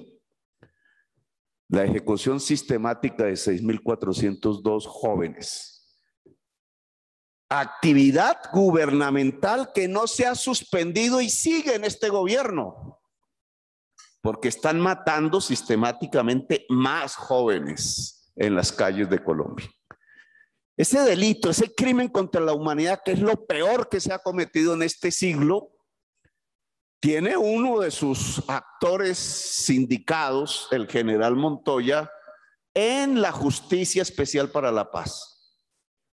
Si el principio de oportunidad no se modifica, así como actuó en función de los señores Nule y ocultó el cartel nacional de la contratación, el papel de Odebrecht en dar sobornos y dejó en impunidad el robo de la 26 con el señor Andrés Jaramillo, que hoy no está en Colombia, creo, a menos que me demuestren lo contrario.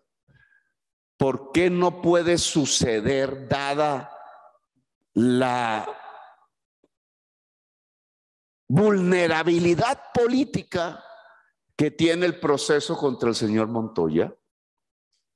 Sacarlo de la Justicia Especial para la Paz, donde tiene beneficios seguros, si dice toda la verdad, cosa que yo le propondría al general Montoya que haga, o pasar al sistema de la Fiscalía, en donde se usa de vez en vez el principio de oportunidad como un instrumento de extorsión.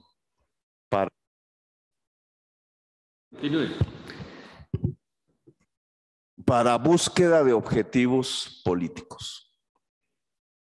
Es un tema delicado porque, como sucedió con la propuesta de Uribe alrededor de amnistía, que todo el mundo le cayó encima como en una especie de acto de venganza, yo sí creo que se puede cambiar las normas colombianas para que pueda existir una amnistía más allá del delito político, pero condicionada a la verdad y la reparación. Mi diferencia con él, no para buscar equilibrios supuestos en la justicia, sino para lograr una era de paz. Es decir, no tiene más sentido sino para acabar definitivamente la guerra en Colombia. Pero aquí, en este caso concreto, el uso del principio de oportunidad en la Fiscalía es menos eficaz, por lo que acabo de demostrar, que los mecanismos para encontrar la verdad en la Justicia Especial para la Paz, y el caso del general Montoya es una demostración. A mí no me interesa que el general Montoya se pudra en la cárcel. A otros sí, por venganzas, etcétera. A mí me interesa es que él diga la verdad. Lo que necesita Colombia es que él diga la verdad y otros como él. Pero yo creo que como pasó con los Nule y se silenció entonces la corrupción de Odebrecht y de Andrés Jaramillo, lo que se puede estar tramitando, señor fiscal, es silenciar al general Montoya por lo que él puede decir y por los efectos inmensos que su verdad podría traer en la valoración de la historia, y no solamente de la historia, sino en la valoración de la sociedad en la actual política y las relaciones de poder en Colombia. Gracias, señor presidente. Tiene la palabra el senador Rodrigo Lara. Gracias, señor presidente. Bueno, en primer lugar, yo celebro la presentación de este proyecto de ley,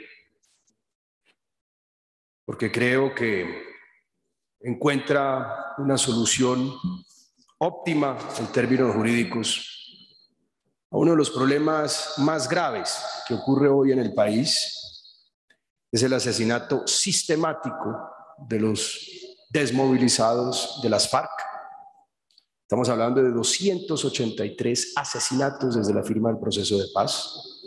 Estamos hablando de prácticamente el 5% de los hombres en armas que se desmovilizaron bajo la promesa del Estado colombiano de proteger y garantizar su vida. Y también atañe al asesinato sistemático y recurrente de más de 900 líderes sociales desde 2016. Un acto que amenaza la estabilidad misma del país, que amenaza con introducir de nuevo a Colombia en una espiral de violencia y que constituye una afronta al sistema democrático del país, que es el asesinato de sus voces y de sus expresiones democráticas. Este no es un asunto de técnica jurídica. Enfrascarse en la técnica jurídica es una forma hábil de desviar el fondo del debate. La técnica jurídica se resuelve, se ajusta con la redacción, con la introducción de 2 o 3 elementos, pero el fondo de este proyecto de ley es el que lo justifica. Algunos, particularmente los voceros del gobierno nacional, se refieren a una decisión o a un concepto, de la Comisión de Política Criminal que no conocemos. Concepto que debe ser tenido en cuenta y revisado de manera juiciosa por parte de esta comisión. Pero cuando hablamos de política criminal, estamos hablando de política.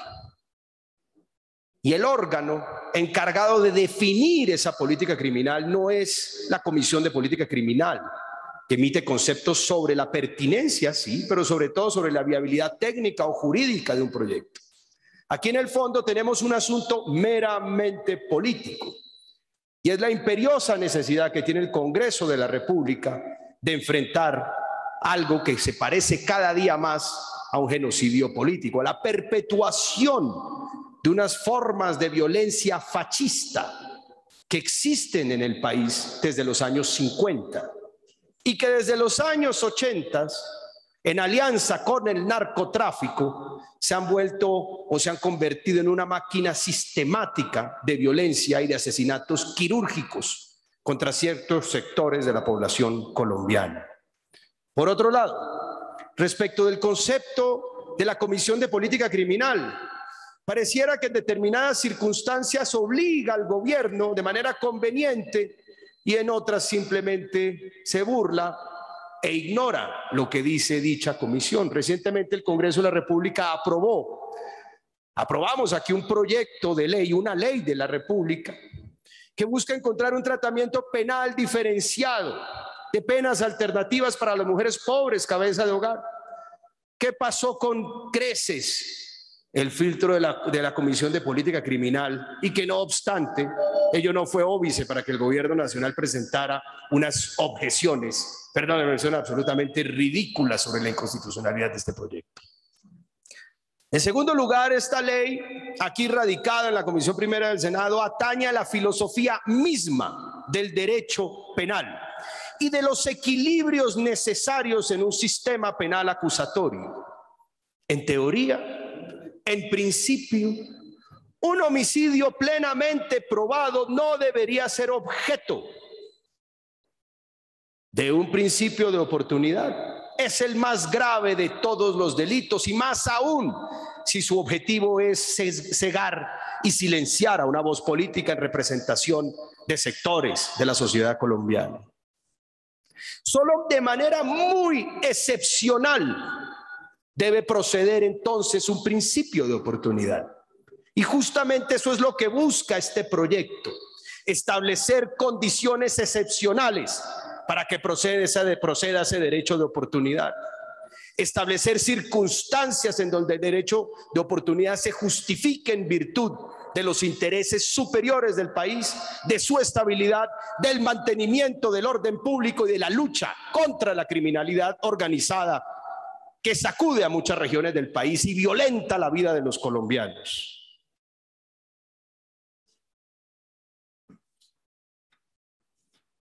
¿Por qué es importante regular el principio de oportunidad en Colombia? Y particularmente en esta materia. Porque indiscutiblemente ha sido una preocupación de diferentes administraciones que han estado encargadas de la Fiscalía. Han entendido la liberalidad con la que algunos fiscales aplican o inaplican esos principios de oportunidad.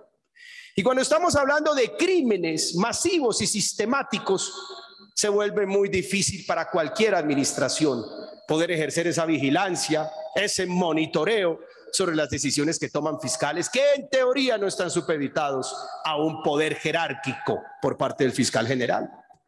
Solo una inspección, solo una vigilancia específica de un proceso. Pero son acciones puntuales y concretas la herramienta con la que cuenta un fiscal general de la nación. No un estándar sistemático, y menos aún un estándar sistemático frente a un problema como este que estamos enfrentando hoy en el país.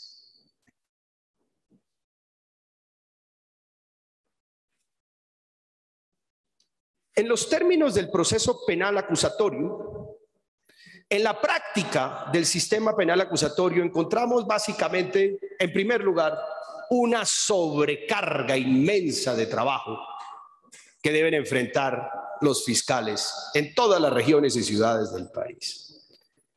Pero también no solamente enfrentan la presión de la sobrecarga de trabajo, enfrentan la presión de los grupos criminales. Hoy en Colombia se está viviendo un resurgimiento del crimen ligado al narcotráfico, de los grupos criminales del narcotráfico, como no lo veíamos desde hace décadas. Estamos enfrentando un escenario parecido al que vivió Colombia en los años 80, con un crecimiento lento, pero constante y permanente y amenazante del narcotráfico, hoy ligado incluso a estructuras internacionales particularmente agresivas y violentas, como el cartel de Sinaloa o el cartel de Jalisco Nueva Generación. Y para quien es un secreto que esa presión del crimen organizado se ejerce sobre los fiscales y sobre los jueces de la República. ¿Acaso no hemos visto a lo largo de estos 40 años el asesinato constante y permanente de funcionarios judiciales? Sobrecarga de trabajo, amenazas constantes a esos fiscales se traducen, porque estamos ante seres humanos, muchas veces en una lógica de buscar expedir rápidamente un principio de oportunidad, un principio de manera expedita. Salgamos de este caso de manera expedita para no tener que enfrentar el juicio y la doble carga que implica llevar un caso al juicio con toda su modalidad probatoria. Sacar rápidamente un principio de oportunidad se ha vuelto un reflejo y una salida incluso para muchos. Continúe, senador. Gracias.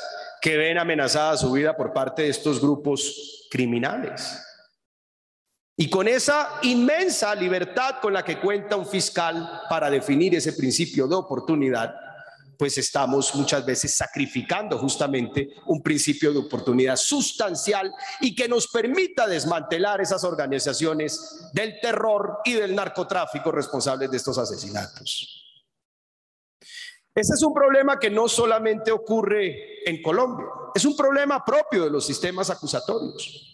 Lo observamos en los Estados Unidos. Se coge el camino fácil, el camino ancho muchas veces, de cerrar los procesos con una confesión. Pero ¿cuántas confesiones en estos casos no son falsas? El sicario, en últimas, es el elemento más fungible de la organización criminal. El sicario es desechable. Por lo general es una persona que no tiene educación, que no tiene expectativa de vida, completamente excluida y en su pasado víctima de la violencia. ¿Y cuál es la ley del criminal que lo emplea y le paga para asesinar? La ley de la plata o el plomo. Aquí hay una plata y garantiza su silencio y le exigimos su silencio. O hay plomo para su familia y el sicario resignado, porque además no sabe vivir en un medio distinto al del crimen y el de la cárcel, termina aceptando los cargos y ganando algo, confesando lo que no ha debido confesar o confesando falsedades. Muchas veces el contacto de estos sicarios con un abogado se da por primera vez en el patíbulo de su condena. El abogado de oficio que llega a tramitar básicamente una confesión preformateada, muchas veces falsa, y que le termina diciendo con unas palmaditas en la espalda: acepte esos cargos, que usted no tiene salvación ni alternativa.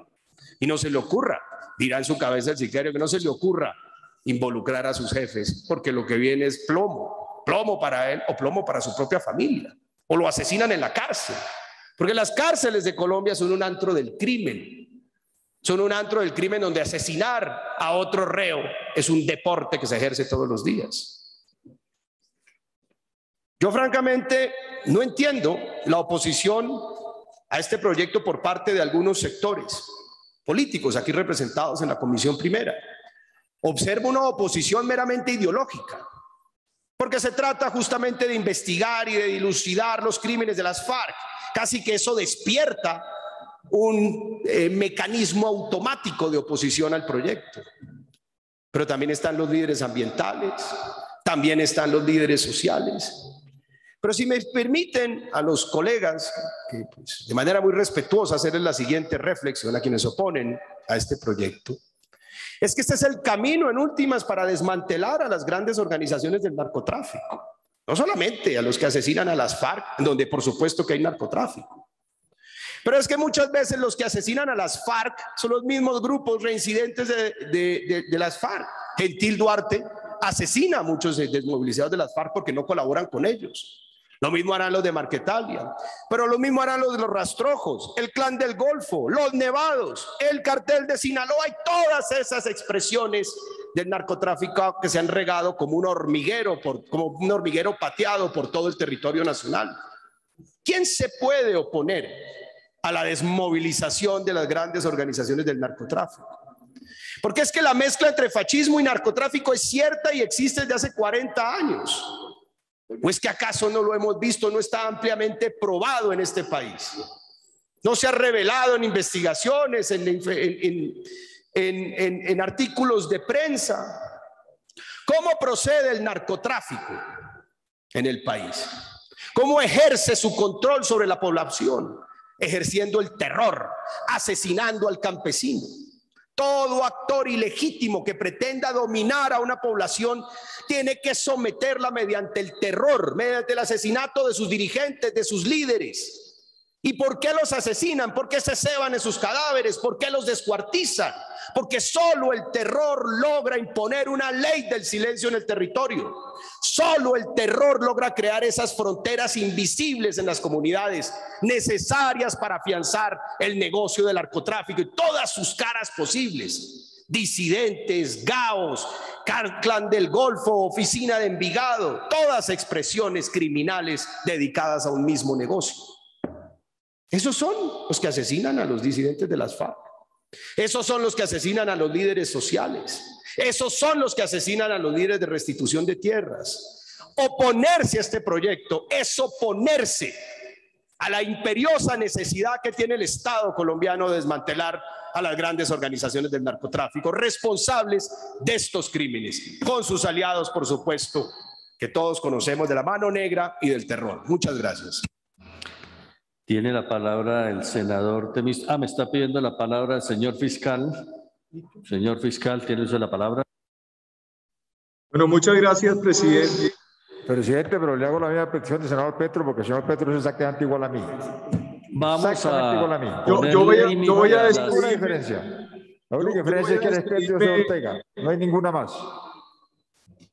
Vamos a ponerle límite. Presidente, estoy... para permitir que todos para que por favor se registre Benedetti. Señor fiscal. Gracias, presidente. Es que tengo que retirarme. Me retiro de la sesión, señor presidente. Muchas gracias. Me retiro de la sesión. Me han sido quitada el uso de la palabra. Aquí hay tratamiento discriminatorio, desigual. Debería el fiscal investigarlo. Claro que no es delito, por supuesto. Pero esto aquí no vale la pena. Muchas gracias. Bueno, no, yo simplemente, señor presidente, le agradezco enormemente la atención a todos los senadores. Debo, y por eso pedí la palabra para retirarme y solamente hacer dos menciones muy rápidas, agradecerle los comentarios que se han hecho por parte de los senadores Lara, del senador Velasco, del senador Roy Barreras, del senador Petro. Decirle al senador Velasco que frente a lo ocurrido en Popayán, de forma inmediata ya me comuniqué con el director seccional, con el doctor Gustavo Montaña, y con la unidad de investigación. Hay un grupo que se está dirigiendo a esa zona del país también y estamos trabajando en el esclarecimiento. Sabemos la preocupación que existe allá. Usted sabe que ha asistido y he ido por lo menos unas 6 veces al territorio para verificar exactamente qué es lo que pasa y estamos trabajando en ese asunto. Frente a lo que hablaban del principio de oportunidad de la comisión, abierto completamente a que hagamos el debate muy interesante sobre el principio de oportunidad. Hay una regla de oro, no más, y lo dije tal vez en un escrito que publiqué hace unas semanas, no más el testimonio como único elemento central, material probatorio para justificar este tipo de otorgamiento. Se requiere que existan mecanismos de constatación y he puesto unos estándares altos para el otorgamiento de los principios de oportunidad para efecto de que podamos producir este tipo de otorgamientos. Sobre el Consejo Superior de Política Criminal, por supuesto, convencido de la idea que están diciendo de que eso no puede limitar la labor del Congreso de la República, es abierto y el debate está abierto. Simplemente decía que el Comité Técnico, no el Consejo de Política, el Comité Técnico del Consejo Superior de Política Criminal ya hizo una sesión el pasado 16 de abril de 2021 sobre el proyecto. Eso fue lo que se manifestó, pero esto no es óbice, por supuesto, para que se abran las iniciativas para el comité o un comité compuesto incluso por diferentes miembros del Senado, de la comisión, y podamos trabajarlo con la Fiscalía. Sobre el senador Petro, quisiera decir varias cosas. Senador Petro, el caso que usted plantea de Andrés Jaramillo, debo decirle lo siguiente. Este empresario fue condenado por el juez penal del circuito de Bogotá a una pena de 10 años y 4 meses de prisión el pasado 22 de julio del 2021. Y esta fiscalía apeló la condena por considerar que el empresario debería recibir una sanción penal mayor ante la gravedad de los actos irregulares detectados. Aquí no hay duda alguna. Yo llegué el 13 de febrero del 2020 a la Fiscalía y ya sale esa sentencia que además se produjo por un proceso muy largo que se dio en el ámbito de mis predecesores, y esta Fiscalía apeló la decisión y apeló la condena que se le produjo 10 años de prisión a esta persona. Estoy convencido de que quien comete fraude y peculado contra el Estado debe tener sanciones ejemplares. Y por supuesto, en eso estamos trabajando en esta administración. Frente al caso del general Montoya. ¿Pero dónde está Andrés Jaramillo?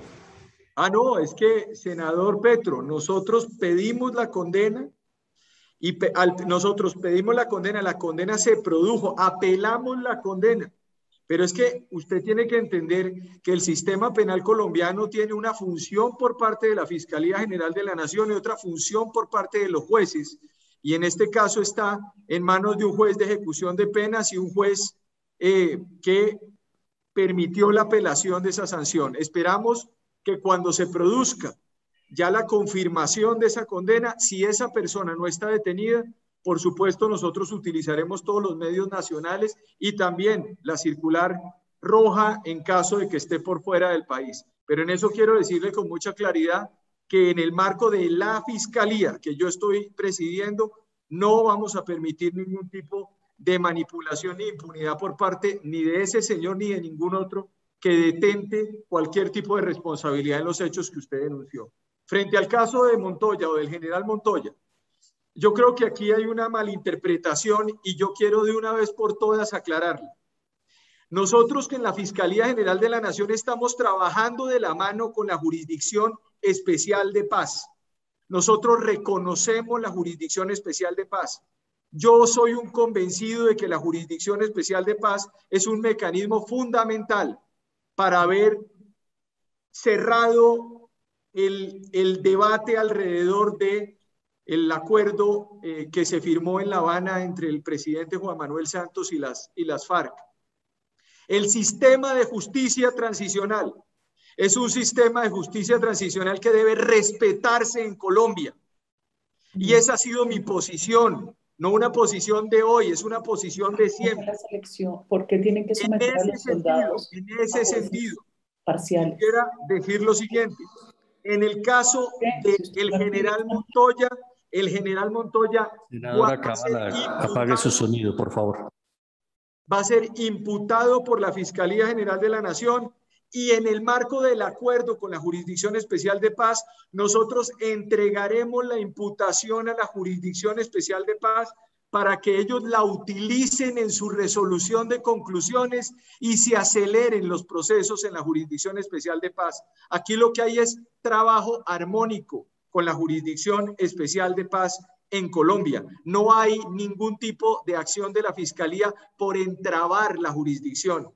¿Por qué? Porque es que además lo que no puede ocurrir es que estos delincuentes de lesa humanidad o estas personas que violaron derechos humanos en el país se aprovechen de la inamovilidad de la Fiscalía y también de la imposibilidad que tiene la jurisdicción de poder actuar con rapidez si no le colaboramos. En ese sentido, el trabajo que se está haciendo con el presidente Eduardo Cifuentes y conmigo es muy importante y en las próximas semanas avanzaremos la estrategia conjunta para poder tener una justicia mucho más pronta, transicional. Esto no es un debate solo penal, es un debate de justicia penal y transicional en el marco de una especificidad. Y cierro con esto y me despido con esto, señor presidente de la comisión, ya tengo que salir. Como fiscal general, usted lo planteó, senador Petro, como fiscal general, usted habló, se ha hablado en Colombia de la amnistía o de amnistías. Yo me opongo a cualquier tipo de amnistía en Colombia. Yo me opongo porque va en contra del derecho internacional de los derechos humanos, del derecho internacional humanitario, de las diferentes normas internacionales que se han planteado y al mismo tiempo deslegitima la labor de la Jurisdicción Especial de Paz en Colombia, que se hizo justamente en el marco de unas limitaciones. El margen nacional de apreciación que tiene un Estado en Colombia no puede permitir que cualquier persona que viole derechos humanos y derecho internacional humanitario en el territorio nacional se limpie la cara con una amnistía total. En ese momento ya no estamos en 1980, ya no estamos en 1990, estamos en el 2020. Muchísimas gracias a todos y debo retirarme, les agradezco mucho la atención el día de hoy.